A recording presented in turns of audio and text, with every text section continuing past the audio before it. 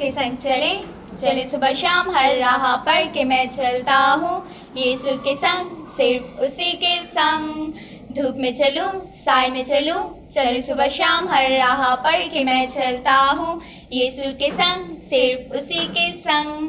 मसीह यीशु में आप सबको बहुत बहुत सलाम। मैं हूँ जेनिफर हमीद और मैं हूँ जेसिका हमीद। प्रोग्राम यीशु में आप सबको एक दफ़ा फिर हम वेलकम कहते हैं। प्यारे दोस्तों, इससे पहले कि हम आज के एपिसोड में मज़ीद बात करें, हमारे Facebook page assemblies of God church को फॉलो कर लें और हमारे YouTube channel AOG church Pakistan को सब्सक्राइब कर लें ताकि हमारी हर आने वाली नई वीडियो आप तक पहुँचती रहे। और प्लीज़ हमारी वीडियो को लाइक और शेयर करना ना भूलिएगा। तो आइए शुरू करते हैं। प्यारे दोस्तों, यीशु के संग चलें के पिछले तमाम एपिसोड्स में हमने ये सीखा कि यीशु मसीह जिंदा खुदा के बेटे हैं। वो सब कुछ कर सकते हैं, वो हर चीज़ पर कादिर हैं। और जब हम उन्हें पुकारते हैं वो हमारी दुआओं का जवाब देते हैं। जब हमें उनकी ज़रूरत होती है वो हमेशा हमारी रहनुमाई करते हैं। जब हम उन्हें चाहते हैं वो हमेशा हमारे साथ होते हैं। जब हम उनसे कुछ पूछते हैं वो हमेशा हमें सीधा और सही रास्ता दिखाते हैं। वो हमेशा अपनी बरकतों और रहमतों को हम पर बरसाते हैं। लेकिन जब हम अपनी बरकतें खुदावंद यीशु मसीह से ले लेते हैं, या जब खुदावंद यीशु मसीह हमारी तमाम ज़रूरतों, हमारी ख्वाहिशों को पूरा कर देते हैं, तो हम सब अपने ज़िम्मे जो हमारा काम है वो हम भूल जाते हैं। जी हाँ दोस्तों, हमारे ज़िम्मे एक काम है जो करना बहुत ज़रूरी है। वो काम क्या है, आइए जानते हैं आज की कहानी में। दोस्तों, अगर आप आज की कहानी कलामी मुक़द्दस में से पढ़ना चाहते हैं तो आप पढ़ सकते हैं मुक़द्दस लूका की मार्फत खुदावंद यीशु मसीह की लिखवाई गई अंजील, उसका 17 बाब, उसके 11 से 19 आए। तो कहानी कुछ यूँ है कि एक दिन खुदावंद यीशु मसीह यरूशलेम को जाते हुए सामरिया और गलील के बीच में से होकर गुजरे।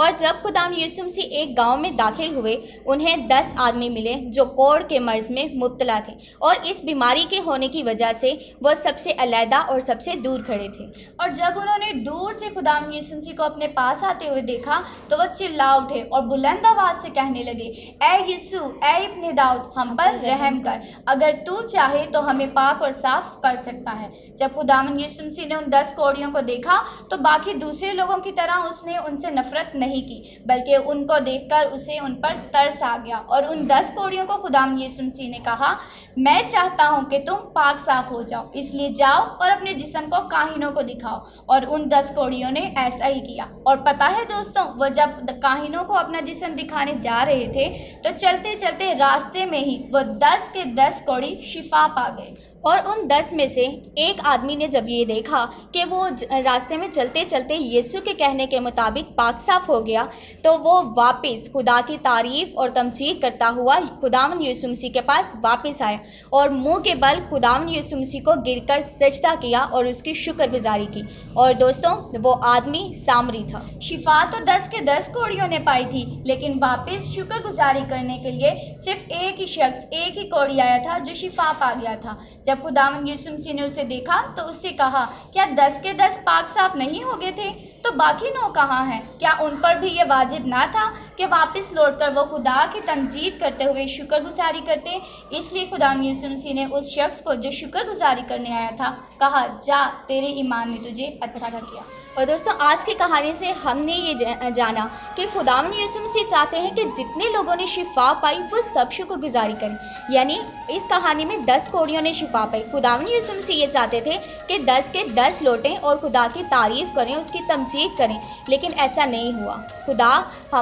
हमारा जो खुदा है वो हमें हर रोज़ नई नई खुशियाँ देता है और वो ये चाहता है कि हम उसकी शुक्रगुजारी करें, और बस वो यही हमसे चाहता है। और ज़रूरी नहीं है कि जब हम खुश हों या हमारी सारी ज़रूरतें पूरी हों या हमारी सारी ख्वाहिशें पूरी हों तभी हम खुदा की शुक्रगुजारी करें, बल्कि हालात चाहे जैसे क्यों ना हो, चाहे हम दुख में हो, सुख में हो, मुसीबत में हो, परेशानी में हो या हम खुशहाल हों, हमें हर वक्त खुदा की शुक्रगुजारी करनी है, क्योंकि हमारा खुदा जो ज़िंदा खुदा है वो हमसे सिर्फ शुक्रगुजारी ही चाहता है। तो आइए दोस्तों, बिला नागा दुआ करें, खुदा के कलाम को पढ़ें और शुक्रगुजारी के साथ यीशु के संग चलते रहें। अब बढ़ते हैं आज के सवालों की तरफ। तो पहला सवाल, कितने आदमी कोढ़ की मर्ज से मुब्तला थे?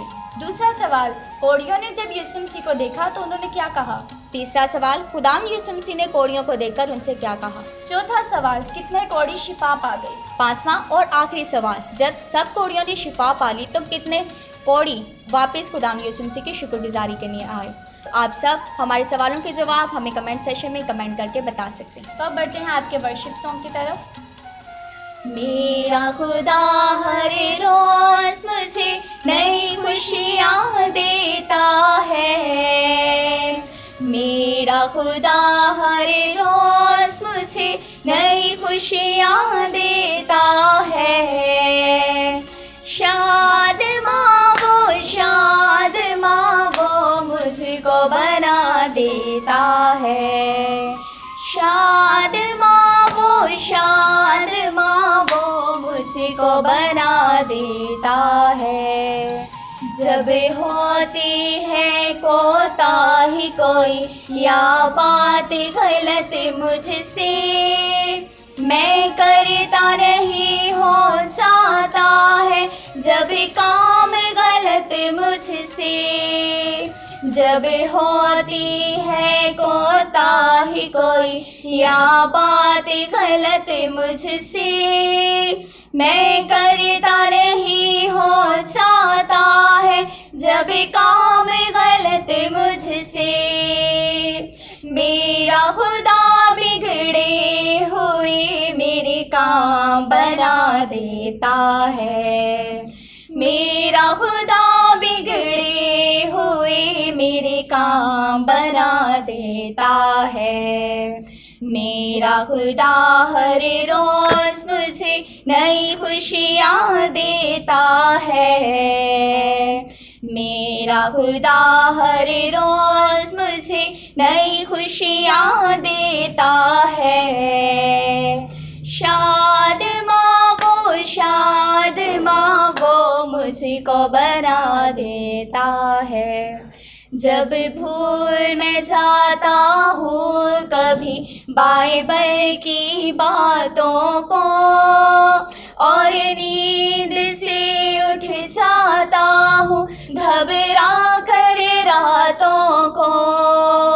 जब भूल मैं जाता हूँ कभी बाइबल की बातों को, और नींद से उठ जाता हूँ घबरा कर रातों को।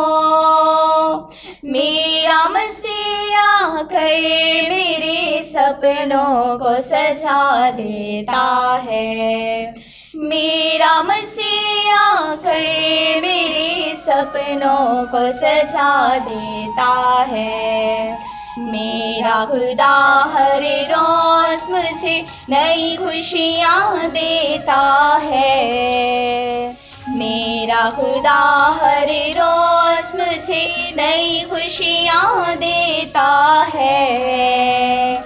शाद माँ वो मुझको बना देता है, शाद माँ वो मुझको बना देता है। दोस्तों ये था आज का वर्शिप सॉन्ग, आप इसे सीख सकते हैं। तो अब बढ़ते हैं आज की आयत की तरफ। तो आज की आयत है इफिसियों उसका 5 बाब उसकी 20 आयत। और सब बातों में हमारे खुदावंद यीशु मसीह के नाम से हमेशा खुदा बाप की शुक्रगुजारी करते रहो, आमीन। आप इस आयत को ज़रूर ज़ुबानी याद कर सकते हैं। तो फिर मिलते हैं नए एपिसोड में, नई कहानी, नए वर्शिप सॉन्ग और नई आयत के साथ। तब तक के लिए यीशु के संग चलें। God bless you all.